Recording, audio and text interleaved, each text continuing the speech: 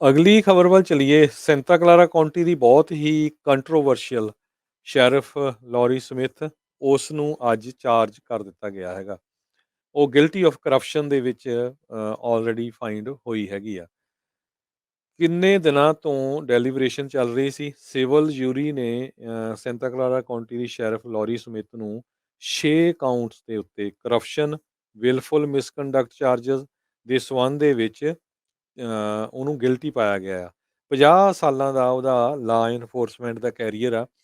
2 ਦਿਨ ਪਹਿਲਾਂ ਹੀ ਉਸਨੇ ਆਪਣੀ ਜੌਬ ਤੋਂ ਰਿਜ਼ਾਈਨ ਕੀਤਾ ਸੀ। ਬਹੁਤ ਸਾਰੇ ਚਾਰਜਸ ਉਹ 'ਤੇ ਲੱਗੇ ਸੀ। ਕਿਸ ਤਰ੍ਹਾਂ ਪੈਸੇ ਦੇ ਕੇ, ਗਿਫਟ ਦੇ ਕੇ ਲੋਕਾਂ ਨੂੰ ਕੰਸੀਲਡ ਵੈਪਨ ਦਿੱਤੇ ਗਏ, ਜਿਨ੍ਹਾਂ ਦੇ ਵਿੱਚ ਇੱਕ ਪੰਜਾਬੀ ਲਾਇਰ ਵੀ ਇਨਵੋਲਵ ਸੀਗਾ। ਸੋ ਇੱਦਾਂ ਦੀਆਂ ਜਿਹੜੀਆਂ ਕਾफ़ੀ ਜਿਹੜੇ ਚਾਰਜਸ ਆ, ਉਹ ਲੌਰੀ ਸਮਿਥ 'ਤੇ ਲੱਗੇ ਸੀਗੇ। ਅਗਲੀ ਖਬਰ ਵੱਲ ਚਲੀਏ। ਕੈਲੀਫੋਰਨੀਆ ਦੇ ਵਿੱਚ ਇੱਕ ਮਦਰ ਜੋ ਆਪਣੇ 1 ਸਾਲ ਦੇ ਬੱਚੇ ਦੇ ਨਾਲ ਬਾਹਾਂ 'ਚ ਉਹਨੂੰ ਬਿਠਾਲ ਕੇ ਪਾਰਕਿੰਗ ਲੋਟ 'ਚ ਖੜੀ ਸੀ, ਉਸ ਨੂੰ ਅਟੈਕ ਕੀਤਾ ਗਿਆ ਹੈਗਾ।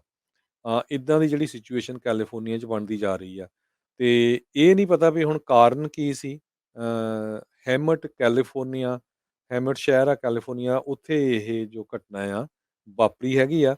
ਅਤੇ ਇਹਦੀਆਂ ਜਿਹੜੀਆਂ ਡਿਟੇਲਸ ਆ ਰਹੀਆਂ, ਇਹ ਜੋ ਕਾਉਂਟੀ ਆ, ਕਹਿੰਦੇ ਭਈ ਉਹਦੇ ਵਿੱਚ 200 ਤੋਂ ਵੱਧ ਕ੍ਰਿਮੀਨਲ ਕੇਸ ਡਿਸਮਿਸ ਕਰਨੇ ਪਏ ਲੈਕ ਆਫ ਐਵੀਡੈਂਸ ਦੇ ਮਾਮਲੇ ਦੇ ਵਿੱਚ। ਰਿਵਰਸਾਈਡ ਕਾਉਂਟੀ ਦੇ ਸੁਪੀਰੀਅਰ ਕੋਰਟ ਦੇ ਡਾਇਰੈਕਟਰ ਨੇ ਇਹ ਵੀ ਦੱਸਿਆ ਆ ਭਈ ਬਹੁਤ ਸਾਰੀ ਜੋ ਕੇਸ ਆ ਉਹ ਡਿਸਮਿਸ ਹੋ ਜਾਂਦੇ ਆ, ਕਿਉਂਕਿ ਜੋ ਗਵਾਹ ਆ ਉਹ ਅੱਗੇ ਨਹੀਂ ਆਉਂਦੇ ਜਾਂ ਉਹ ਮੁੱਕਰ ਜਾਂਦੇ ਹੈਗੇ ਆ।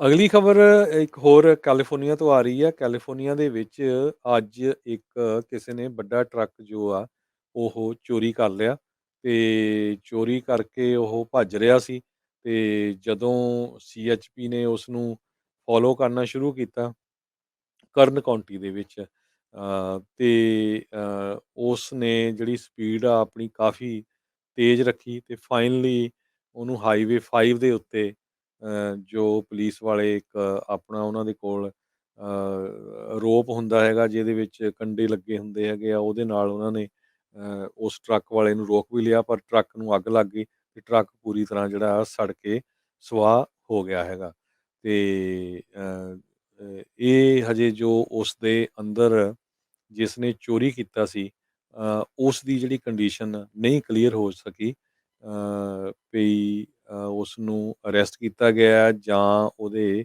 ਕਿਸੇ ਤਰ੍ਹਾਂ ਦੀ ਜਿਹੜੀ ਆ ਸੱਟ ਲੱਗੀ ਹੈਗੀ ਆ। ਅਲਟੀਮੇਟਲੀ ਹਾਂ, ਅਪਡੇਟ ਆ ਗਈ ਆ।